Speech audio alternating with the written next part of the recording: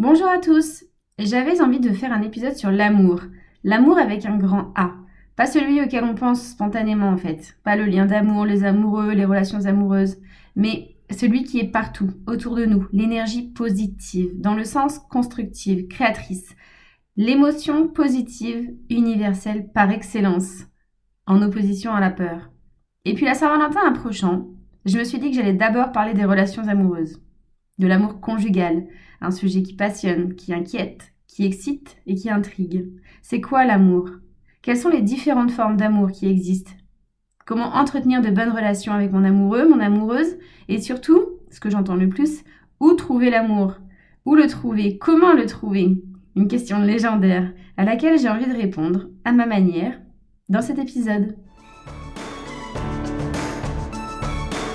Bonjour, je m'appelle Maggie et à travers Cancun et ce podcast, je souhaite vous transmettre tout ce que j'ai appris, vécu et compris sur la communication et les relations. 2 éléments que j'ai à cœur de voir exister de manière positive dans notre monde. Mon activité consiste à vous informer, vous former et vous accompagner à votre épanouissement relationnel, pour des relations de qualité avec vous-même et avec les autres.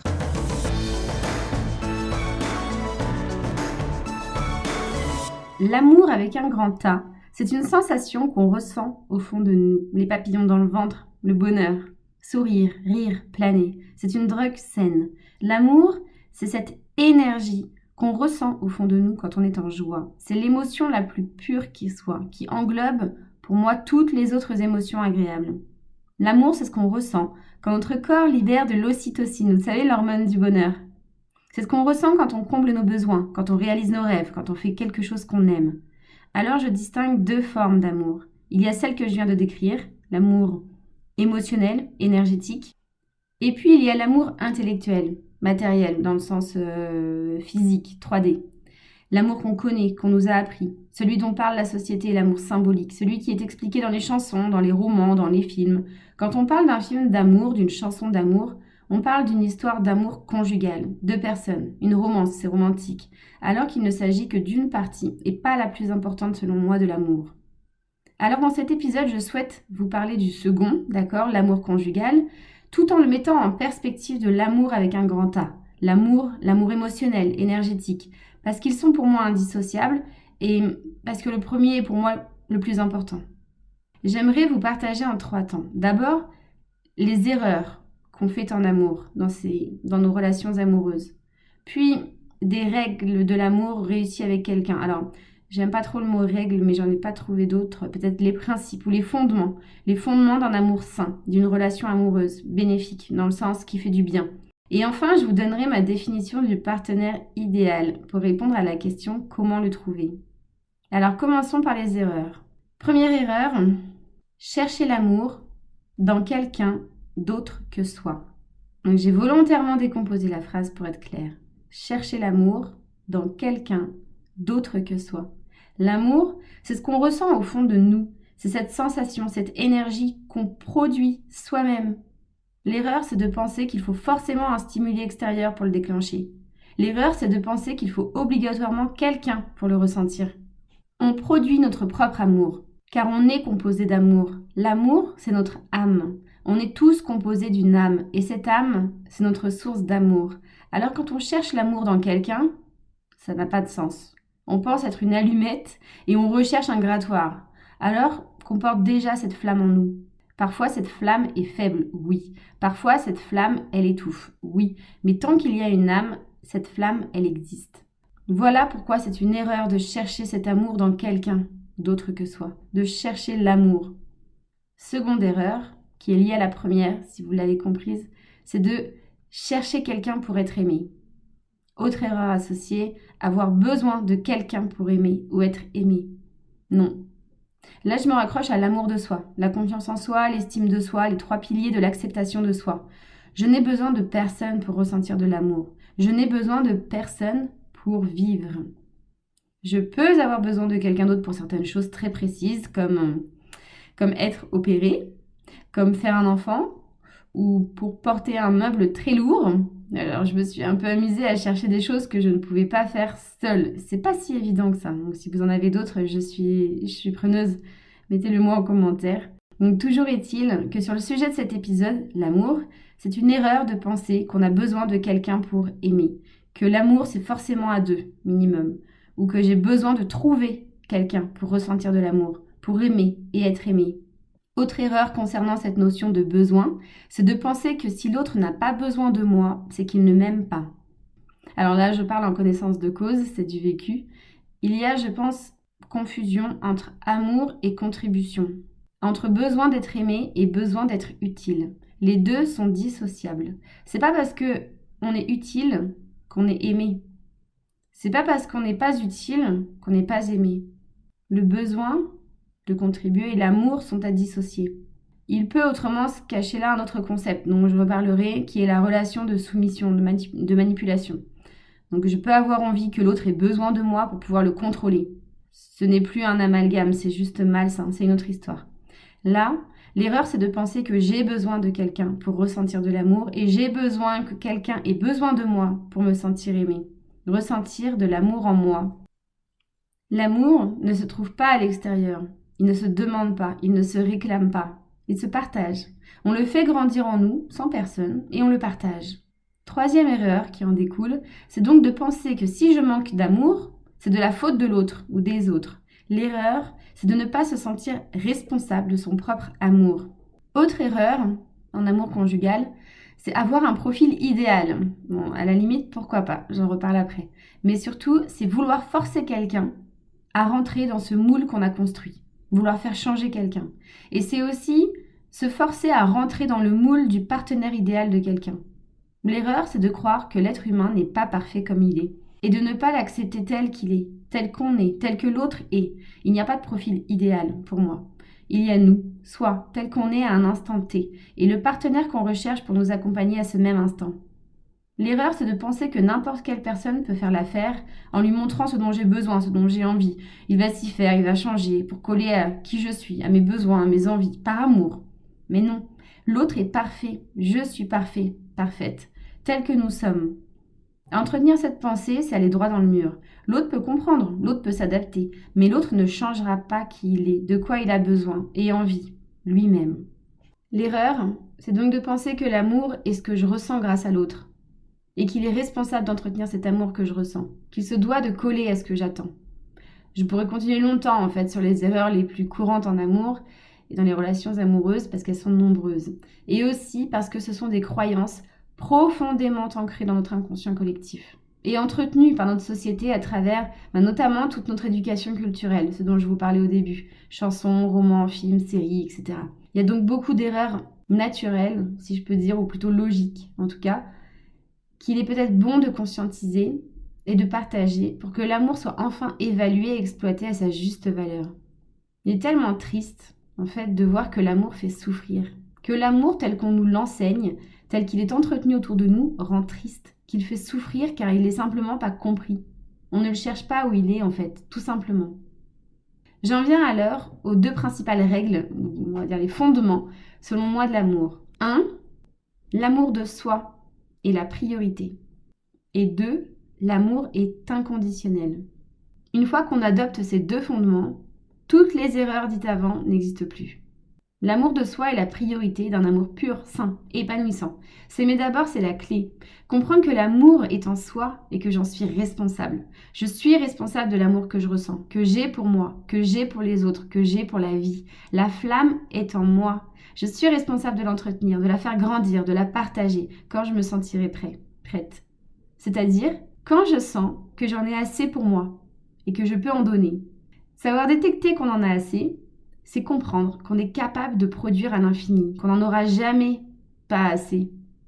Aussi, quand je m'aime, quand je n'attends cela de personne, parce que j'ai compris que c'était celui qui comptait vraiment, l'amour de soi, et que j'étais capable de le créer en moi, alors je suis capable d'aimer aussi les autres, de projeter cet amour à l'extérieur de moi et de recevoir celui qu'on m'envoie en retour, mais sans en devenir dépendant. L'amour de soi est la priorité. Je suis responsable de l'amour que je ressens.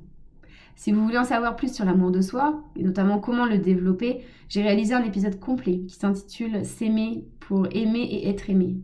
Second fondement, l'amour est inconditionnel, c'est-à-dire l'amour ne dépend de rien, ni de personne, donc bon, à part de moi, d'après ce que je viens de vous expliquer, et de ma volonté, mais il s'agit de l'amour qu'on partage et reçoit. Donc il ne dépend de rien, il est sans condition. J'aime, c'est tout.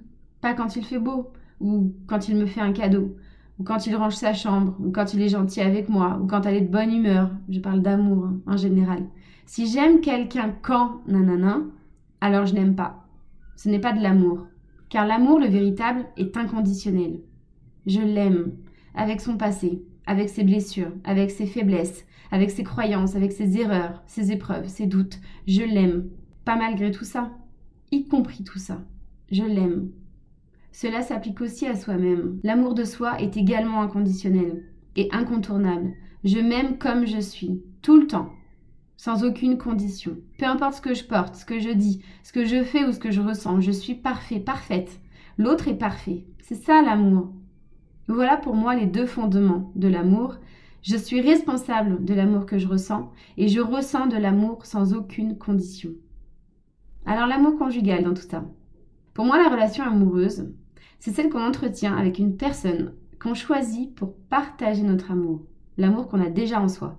Pour moi, la relation amoureuse, mon amoureux, mon amoureuse, c'est la personne que j'ai choisie comme partenaire de réalisation de ma vie à l'instant T, telle que j'ai envie de la réaliser là, maintenant. Et ma vie, je la vois comme une aventure, faite d'expériences pour que mon âme apprenne, profite, évolue. Ma vie, je la vois comme un voyage. Et je vais donc choisir mon amoureux, mon amoureuse, comme un partenaire de voyage. Règle numéro 1, donc pour trouver le partenaire idéal, avoir la même destination, aller dans la même direction, avoir envie de réaliser, donc dans la réalisation, la création de ma vie, les mêmes choses. Même si c'est pour apprendre des choses différentes, car chaque âme est unique. Et chaque âme a ses propres choses à apprendre et à vivre. Mais est-ce que là tout de suite, nous allons dans la même direction? Est-ce que nous avons la même destination? C'est la règle numéro 1. Règle numéro 2, c'est être aligné sur le comment. Si vous partez en voyage avec un ami, que vous êtes d'accord sur la destination, ok, bon, ce sera le Japon. Mais que cet ami veut de l'hôtel 5 étoiles et que vous voulez plutôt un road trip en sac à dos, il va y avoir un problème. Dans une relation amoureuse, le comment, c'est être aligné sur les 4 plans de conscience que sont l'émotionnel, l'intellectuel, le physique, l'énergétique. La relation idéale, parfaite, entre deux êtres, c'est pour moi l'alignement de ces plans, associé au désir d'aller dans la même direction, d'avoir les mêmes actions à réaliser. Mais toutes les relations ne sont pas parfaites. Et c'est aussi ce dont notre âme peut avoir besoin pour évoluer. Et dans ce cas, c'est parfait, dans le plan que mon âme a pour elle. Et je pense que c'est ça le plus important. Alors être aligné sur les 4 plans, c'est quoi? Émotionnel, c'est pour moi avoir le même rapport aux émotions, la même sensibilité, la même réceptivité, le même niveau d'empathie. Intellectuel, c'est pour moi partager des opinions et des valeurs communes. C'est avoir le même fonctionnement, la même intensité cérébrale. Physique, c'est ressentir une attirance sexuelle commune, notamment indispensable s'il y a un désir de se reproduire. Alors c'est pas très beau dit comme ça, mais sur le plan physique, c'est ce qui compte. D'un point de vue émotionnel ou intellectuel, j'aurais pu dire avoir un enfant, fonder une famille ou construire un foyer. Mais là, physiquement, purement physique, il s'agit de se reproduire. Et énergétique, c'est d'être sur la même longueur d'onde, le même niveau vibratoire. Et il est aussi question d'éveil spirituel, du sens qu'on a et qu'on donne à la vie. Voilà la relation idéale, c'est celle-ci. Celle qu'on entretient avec une personne alignée sur ces 4 plans et avec laquelle on partage la même direction, la même destination. Je vais me répéter, après avoir décrit chaque plan. Une telle relation est rare, ce qui signifie que la plupart des relations ne sont pas parfaites, ne sont pas comme ça. Et c'est ok. Parce que c'est peut-être justement ce dont mon âme a besoin pour évoluer, profiter, apprendre dans cette vie, pour réaliser sa mission. Et c'est ça qui est parfait, car ça correspond au plan. Alors, une telle relation est rare. Être aligné sur les 4 plans et avoir la même destination, c'est rare. Et ce n'est peut-être pas ce qu'il faut chercher à tout prix à viser. En revanche, ne pas avoir la même destination et ne pas être aligné sur au moins un plan, c'est un signe indiscutable d'une relation qui ne durera pas. Le terme durée est important là, car une relation peut être parfaite à l'instant T et ne plus l'être l'instant d'après. J'ai vécu pendant 15 ans avec quelqu'un, et puis ma destination, ma direction, mon envie a changé. J'ai compris alors que notre relation devait se terminer. Je ne connaissais pas du tout les 4 plans de conscience. J'ai découvert par la suite que l'alignement sur certains n'était pas non plus au rendez-vous. Alors cette relation n'était pas faite pour durer. Pour exister, oui, sans aucun doute, car la vie est parfaite, et mon âme a choisi de la vivre pour apprendre. Mais elle n'était pas faite pour durer. Alors j'en viens à la conclusion, une conclusion fondamentale. Se connaître, soi d'abord, c'est primordial. Car vous comprendrez que lorsqu'on recherche l'amour, quand on se dit à soi-même et aux autres qu'on cherche quelqu'un, en réalité c'est soi qu'on recherche. Quelqu'un qui aura envie de cette direction. Mais laquelle? Est-ce que je la connais, ma direction? Qu'est-ce que je veux? Et qui sera comme ça, d'un point de vue émotionnel, physique, intellectuel, énergétique. Mais comment je suis, moi, déjà, d'un point de vue émotionnel, physique, intellectuel, énergétique? Tout ce que je recherche, c'est l'autre. En fait, cette personne qu'on recherche, c'est soi. Cette personne qu'on cherche à aimer et qui nous aimera, c'est soi. Se connaître, soi d'abord, est primordial. S'aimer, soi d'abord, est primordial. Une fois qu'on a compris cela, qu'on développe l'amour de soi et de façon inconditionnelle, alors là, on peut rechercher un autre pour partager notre amour, la même direction et le même alignement. Merci de m'avoir écouté. Si cet épisode vous a plu, s'il vous plaît, c'est le cas de le dire, laissez-moi un commentaire, aimez-le, partagez-le et je vous créerai davantage de contenu sur ce thème pour l'approfondir ou sous cette forme. Belle journée à tous et à très vite pour un nouvel épisode.